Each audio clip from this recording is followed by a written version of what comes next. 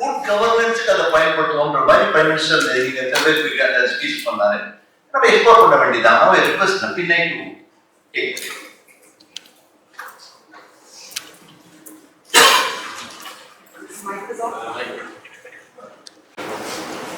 அது மைக் சரி பண்ற வரைக்கும் நானே ஆரம்பிச்சுடுறேன். My voice I think will be audible enough.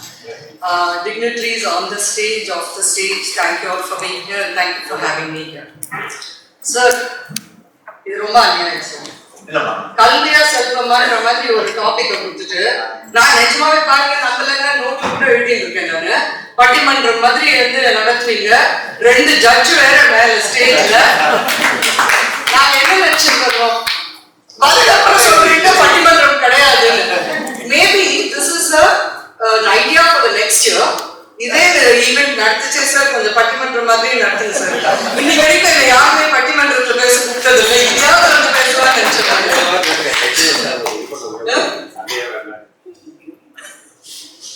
With your permission கொஞ்சம் வந்து அந்த பட்டிமன்றம் ஸ்டைல கொஞ்சம் வந்து பிரசன்ட் பண்ண விடுங்க sir. That will also give us a idea and contra idea. இல்லையா? So இன்னைக்கு the topic நான் பார்த்துச்சு, the thought that crossed my mind was, நீங்க வந்து you gave the topic of is it for humans or for information. So we have a lot of youngsters here. நீங்க முடிக்கச்சே கூட நீங்க சொன்னீங்க this is not about taking away jobs, it's about more jobs. So I thought I'll start off with a positive thing. நிறைய விஷயம் அவங்க கேட்டுட்டாங்க, ரொம்ப பயந்துட்டாங்க. கொஞ்சம் நம்ம வந்து ஜஸ்டிஸ் ஆனந்த் வெங்கடேஷ் அவங்க எல்லாம் காமா இருக்க சொல்லிட்டு அப்புறம் ஒரு பூகம்பம் பண்ணிட்டு போயிட்டாரு. கொஞ்சம் காம், நிஜமாவே காம் பண்ண ட்ரை பண்றேன் எல்லாரையும்.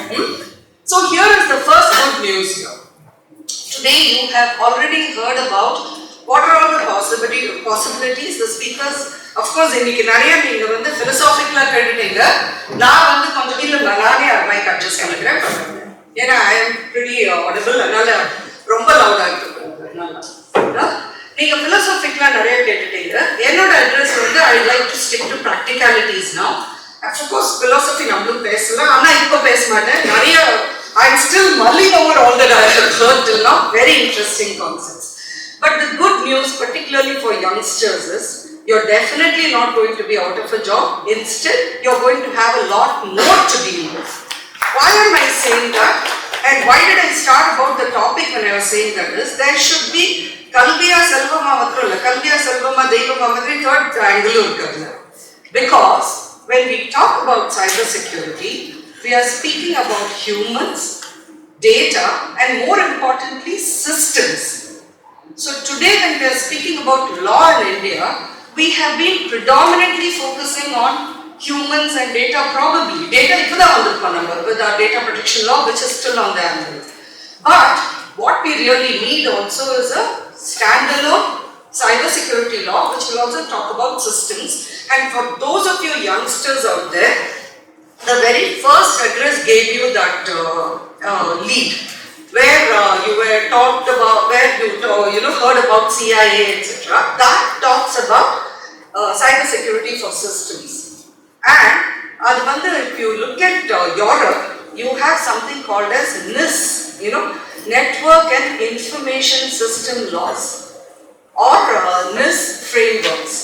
Now that is something that you may get in India at some point of time. So with the world of cyber, I thought I'll start off with saying opportunities are increasing. Criminals ku matram illa, namukku. So let's gear ourselves up for it, and today's address is going to be focused on that. Of course, I'll encapsulate whatever I wanted to say into the rest of the 8 minutes or so while I speak about it. I'm so glad I did not prepare a presentation today, because after Justice Anand Venkatesh's address, we would have anyway had to modify it, to be able to bring in all the other thoughts that he has thrown at us. So I just wanted to share, sir, pardon me, because I am actually referring to my own books here, not to a third party book. But it may be very interesting for you to note that these are aspects which we have been addressed by many others.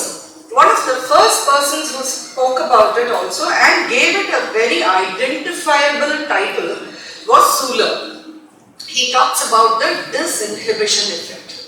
அதுதான் வந்து ஜஸ்டிஸும் பேசினார். நீங்க வந்து ஒரு ஸ்கிரீனை பார்க்கச்சு, what do you see? Do you just see a screen, or do you see the people behind the screen? So in innumerable number of cases which I've had to handle or advise upon, the scary part of it and the sad state of affairs is most of the victims only saw a screen. And that was the philosophical angle that Justice mentioned, and Sula talks about it in a very practical sense, which I wanted to put before. அவர் ரொம்ப எவோகேட்டிவாக சொன்னார், நீங்கள் வந்து உங்களோட வீட்டில் இருக்கீங்க, உங்கள் பெட்ரூமில் இருக்கீங்க, அதனால் நீங்கள் நினச்சிக்கிறீங்க நீங்கள் உங்களுக்கு நிறைய ப்ரைவசி இருக்குது. நீங்கள் சைல்ட் செக்ஷுவல் அபியூஸ் கேசஸ் பார்த்தீங்கன்னா, இல்லை ஒஃபென்சஸ் அகேன்ஸ்ட் விமனோட கேசஸ் பார்த்தீங்கன்னா, இன்வேரியபிளி அவங்க என்ன நினச்சிக்கிறாங்கன்னா, அவங்க வந்து வெறும் ஒரு கம்ப்யூட்டர் தான் பார்க்குறாங்க, அவங்க முன்னாடி ஒரு ஸ்க்ரீனை பார்க்குறாங்க. அதில் வந்து அந்த ஸ்க்ரீனுக்கு ஆப்போசிட் சைடில் அவங்க நினச்சிக்கிறாங்க இன்னும் ஒரு மனிதன் தான் இருக்கான், male or female, whichever it may be. And அவங்களுக்கு வந்து என்ன அந்த சோஷியல் இன்ஜினியரிங்ல அவங்களுக்கு காமிச்சிருக்காங்களோ, இப்போ டீனேஜர்னா வந்து if they think they are dealing with another teenager, or a woman may be thinking she is dealing with a male counterpart, but her boyfriend virtually maybe, right? But they are technically speaking to a screen. And Adinada Sula calls it disinhibition. I have talked about it as disassociation, and in a way, in a little bit of a dramatic setup, I have also used Lady Macbeth's soliloquy to explain it. Why Lady Macbeth? Na, when you murder then you still see blood on your hands. Therefore, I have created the disassociation theory in my first book. The whole idea of starting off with this issue is, we have heard about different kinds of crimes. We have heard about crimes against individuals as harms. இந்த பக்கம் எனக்கு கொஞ்சம் பார்க்கறதுக்கே பயமா இருக்கு sir. நீங்க சொன்னீங்க நிறைய கேள்வி கேட்க வந்திருக்காங்க, நான் அவங்கள பார்த்தா ஏதோ என்னை வந்து இன்ட்ரோகேஷன் பண்ண வந்த மாதிரி on an aside, but for like அதுதான் நிறைய பயம். But yeah, so coming back to the topic here, the whole problem is victims believe they are dealing with a screen, and that disinhibition or disassociation, call it what you will, makes them more free in terms of what they do. Sula calls it toxic disinhibition in terms of what the criminals do. எப்படி வந்து நம்ம வந்து எல்லாம் இன்னும் கொஞ்சம் ஃப்ரீயா இருக்கலாம், as women also particularly, right? இங்க வந்து நீ இங்க போகாத, வீட்டு விட்டு வெளில போகாத, இருட்டாயிட்டுனா வெளில போகாத, அங்க வந்து அந்த ஏரியாவே கொஞ்சம் வந்து பயங்கரமா இருக்கு, அந்த பக்கம் போக கூடாது, right? So many restrictions. So online ஸ்பேஸ்னு வந்த உடனே நம்ம என்ன நினைச்சோம், சரி நமக்கு நிறைய ஃப்ரீடம் இருக்கு, என்ன வேணா பண்ணலாம். But suddenly you realize you have even less freedom online, right, than you do in the real space.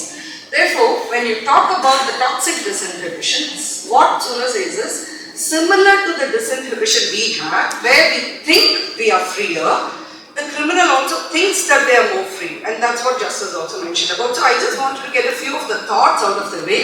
There is only one aspect which lawyers nale vandu nama disagree pandradhukku da varom, adnala ore oru slight variation of the theme which I wanted to bring in. So I have written, I contributed a piece to the first shrift that was brought out for Ms.Nappinai. At that time, it felt like an academic piece. Today, it has become reality. So I wrote about whether social media platforms were a sovereign entity in itself. Everybody, any netizen thinks they are a citizen of the cyber world. In the cyber world itself, the social media platforms, and that's why it's very critical that you have law enforcement agency here represented. Ask them, they'll tell you evlo kashtam ungalku konjundu cooperation, 10% cooperation varnonna kuda. So why? Because the social media platforms also think they are sovereign entities with their own laws, with their own rights, and with their own capabilities. When you take all the characteristics of a sovereign state, you have 4 characteristics of identity and acceptance as of your identity, your own currency, right, and your own citizens. So what I have dissected is to say, you may have 3 of the 4 elements, but you will never have the 4th, which is acceptance of your identity. Currency, cryptocurrency, avanga nenichukkranga avangaloda sonda currency. What about geography? Geography, they don't need it, right? And Sir mentioned about, how they think most people who have not been on cyber world are writing the laws, and they also think they have their own law. I usually quote John Perry Barlow, who talks about the citizens of the mind. And he says, all ye men of the state keep out of the world of the mind. So they actually start thinking about the cyber world as a world of the mind, and they think they have a world which the government should not intrude into. And they start assuming that this is something that is a right that is already vested in them, which is that they are kind of like part of a sovereign anarchic state because it has no laws to govern them. So why I chose this topic was because I anticipated the issues that the law enforcement particularly was having, courts were having in terms of exercising jurisdiction, and then I analyzed it to go on to say that social media platforms are nothing more than an intermediary who are all subject to the laws of the state in which they are rendering their services. And therefore, every state where there is a footfall, that state has jurisdiction. So why I said today's address is going to be practical is, the way I anticipated this, என்னெல்லாம் problems ஆகுதுன்றது நம்ம நிறைய கேட்டோம். அதுக்கு solution இல்லை. We have also heard about what are the laws we need. But இருக்கிற லா வச்சு நம்ம என்ன பண்ணுவோம்? எவ்வளோ பண்ண முடியாது? ஏன் நம்மளால இதுக்கு மேலே பண்ண முடியல? இதுக்கு ஏதாவது ஹோப் இருக்கா going forward? So this is the short proposition I wanted to talk about. The first and foremost, we talked about prevention and protection. So here is my first leg of proposition I wanted to put forth, particularly to the youngsters, because the first leg addresses all of you as users first, and thereafter going forward as a part of the legal system. As users, when it comes to anything, right, not just cyber, the first leg lies with us. The onus is on us to keep ourselves safe. அது தவறினா அதுக்கப்புறமா legal system நம்மளை protect பண்ணணும். But நம்மளே நம்ம சேஃபா வச்சுக்கிறதுக்கு தான் லான்ற அந்த ஒரு ப்ரொடெக்டிவ் க்ளோக் கொடுக்குறது. Right, the system gives you that protective cloak. How well we use it and how well the system functions as a criticality, even in terms of preventive and protective measures. Today, when we look at lawmaking, invariably we see that laws are now called as forward-thinking laws. They don't just address offenses or harms or crimes which are in vogue today. It has to be dynamic enough to be able to anticipate what is going to happen. Right? On that, the second proposition I put forth is, in a preventive or protective measure, or as far as law enforcement is concerned, please do not think that the law is not there for all these evolving crimes. I'm really grateful to all the speakers who came before me, because truly they have laid down the foundation for me to speak on. Navi சொன்னாரு ஒரு offense on cyberspace. I am now putting it to the law enforcement, and I have addressed this in the first book as well as the second book. Sir, I am not trying to promote my books, but it was written for the benefit of each one of you, so please do read it if you can. முதல் book, Technology Laws Decoded, அது கொஞ்சம் ரொம்ப heavy and it was meant to be for lawyers and practitioners. But ரெண்டாவது புத்தகம் sassy டேல்ஸ்ல, அது ஒரு C எதுக்குன்னா சைபர் சாத்தின்றது தான் என்னோட நான் ப்ராஃபிட் ஆர்கனைசேஷன். சாசி டேல்ஸ்ல நான் சின்ன பசங்களுக்காக தான் ரொம்ப சிம்பிளா ரொம்ப கேட்சி நேம் கொடுத்தேன், cyber crime stories and law. I use fiction as a basis. You may find a little bit of the Sr.Advocate case also there, sir, but obviously I have not used any single case for each fictional tale. I have mixed it up so that no single case is addressed. But why I am talking about it is, when I gave an address on the metaverse for Friday group, it's there online if you want to see it. The first question I was asked is, and because I have written about it, and Dibbles was the first one, I have referred to Dibbles writing on a rape in cyberspace. So in that, it was still a 2D process, not a metaverse aspect, where a person took charge. He hacked into the system, he took charge of all the characters and the platform, and he actually made the characters perform sexual acts in front of other characters.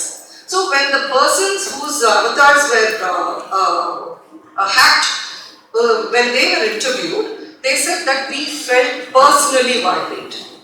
The reason I am mentioning this is, one, whenever a crime happens, happens online, and you will be shocked to know that it needed an appellate court to intervene to set the record straight in the US because a catena of judgments. You will find that in the article I've published in that Nani Palkiwala Fish, where the US versus Goff was one of the first in that, where the courts in the US held that a virtual crime, aதாவது child sexual abuse material being disseminated online, is not an offense because it is a victimless crime. How is it a victimless crime? Because their assumption was, இது எங்கேயோ நடக்கிறது online, again the screen versus real. So எங்கேயோ நடக்கிறது ஸ்கிரீன்ல நடக்கிறது ரியலா ஒரு குழந்தைக்கு மேலே யாரும் கை வைக்கல, அதனால அது வந்து offense கிடையாதுன்ற மாதிரி 4-5 கேஸ் வந்துட்டு இருந்தா appellate court intervened and said sorry, it is very much a crime. And the understanding of what CSAM changed thereafter. The reason I am mentioning this is you'll be shocked to know how many people have questions today on the 4 stages of a crime: intention, preparation, attempt and completion. நீங்க சைபர்ல பாத்தீங்கன்னா intention nobody can punish, but preparation itself sometimes may be a crime. And the Dibbles case is a classic example I can give to explain this. For Dibbles case la முதல்ல வந்து அவன் hack பண்றான், right? So number law hacking itself is a crime, right? You have the first stage. So one could say it is only preparation. ஏன்னா அவனோட intention வந்து hack பண்ணிட்டு அப்புறம் அந்த அர்த்தத்தை misuse பண்ணணும். But where the law provides for a particular act itself as an offense, independent of the add-on offense, you can still prosecute him for that also, right? The second level, other use பண்ணி he makes the avatars commit sexual offenses. Is that a rape? Certainly it is not rape, as you see. Pardon me if I use IPC offense system. It is not rape under 376. But is it an offense? 100%.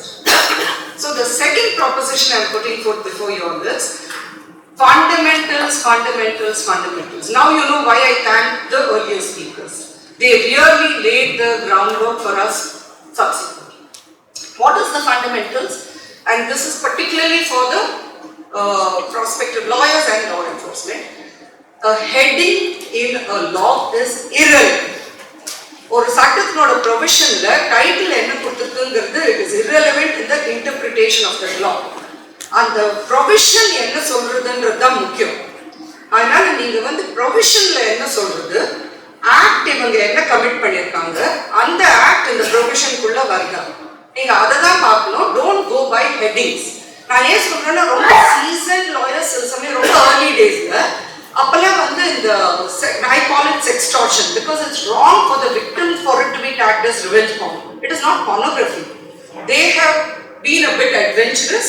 Even the youngsters why youngsters? Yeah, I have dealt with cases of middle-aged and elderly also who were stuck in that offense.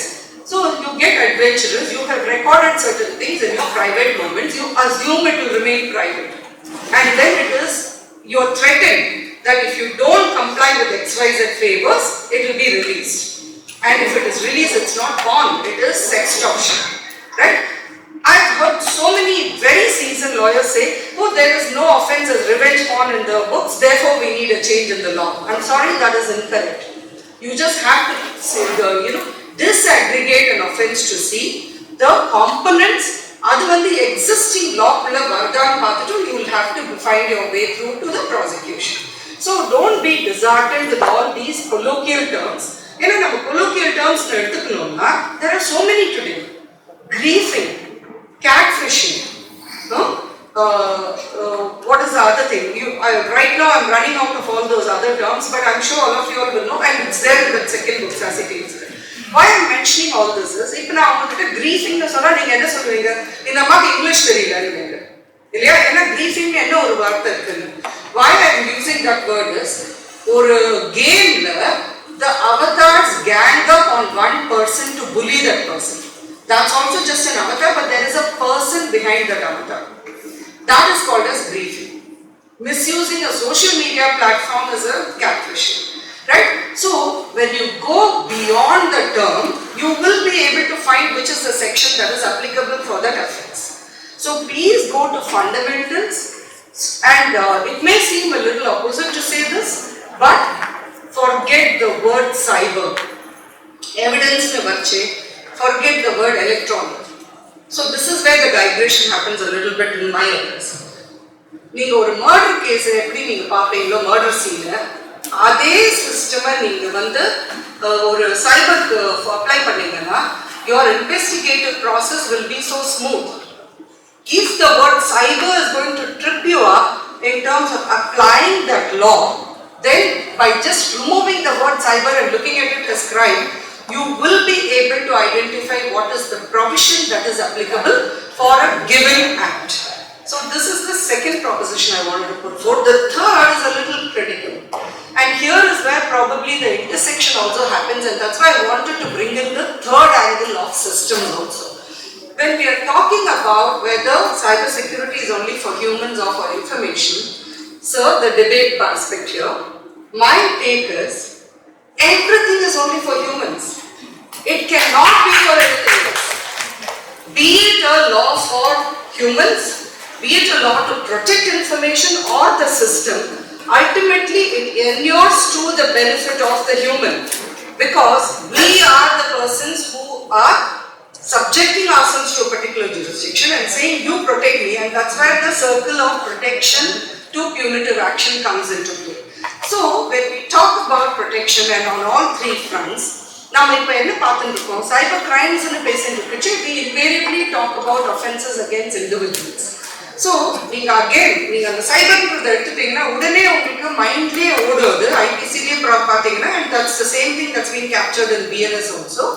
There are three broad categories every penal law will be segregated into: offenses against individuals, economic offenses, and offenses against the state.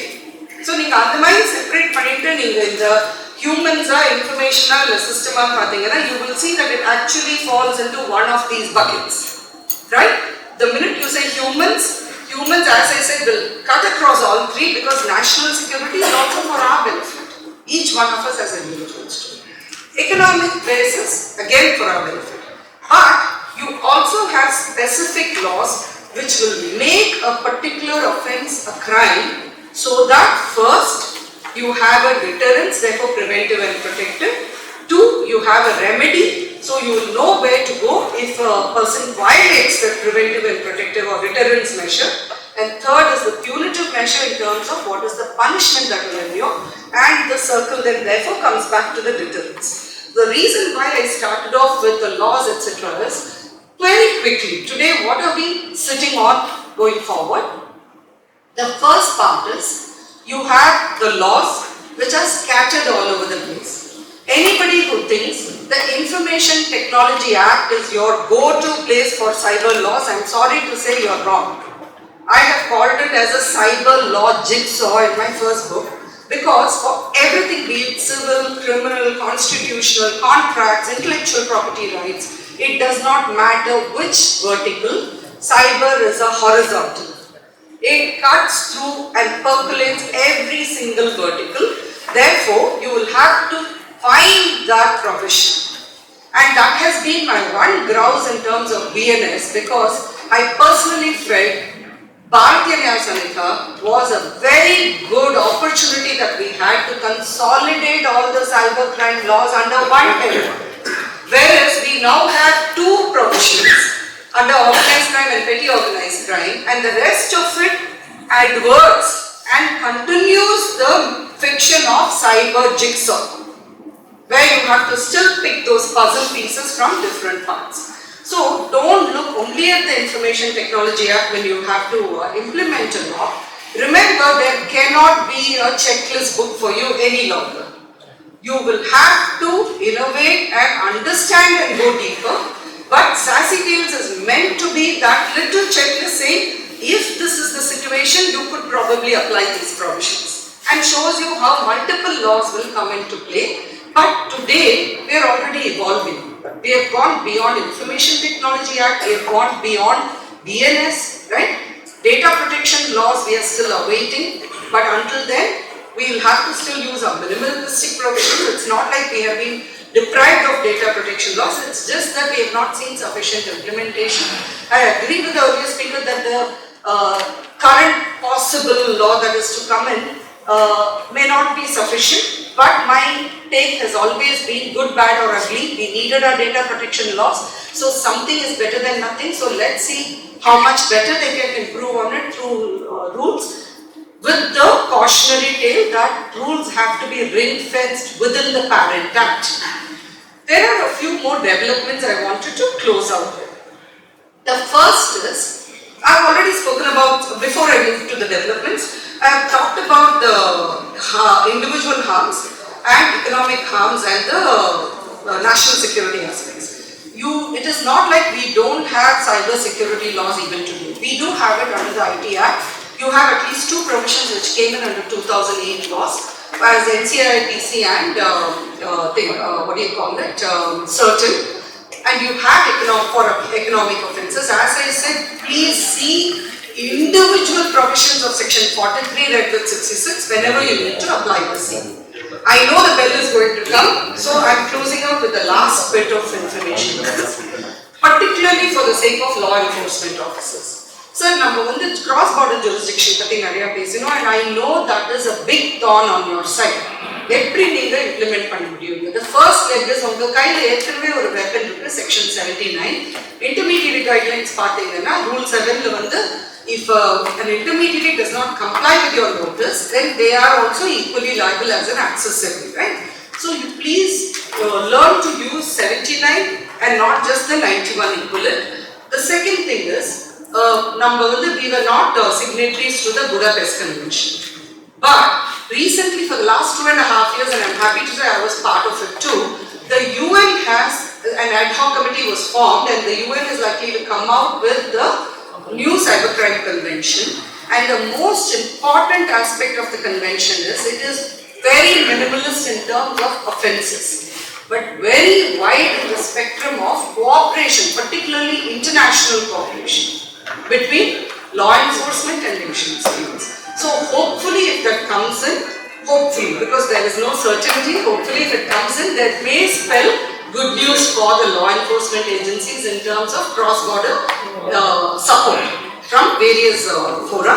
The next thing is our own laws. Locally, are we likely to get a Digital India Act? My concern is, it is still again likely to create fractionalism rather than harmonization and unification. But within that fractionalism, you may get a lot more clarity in terms of which offense will be applicable to what crime. And that clarity is something again which is fundamental to any law that a nation should have, and specifically in the context not only of law enforcement but more importantly to deter crime. A person should know what is the offense he should not commit so that we can stop him from committing it. There's no point in us having a whole nation of criminals, because after all, we are a nation with a lot of youngsters who are very inquisitive. Thank you all.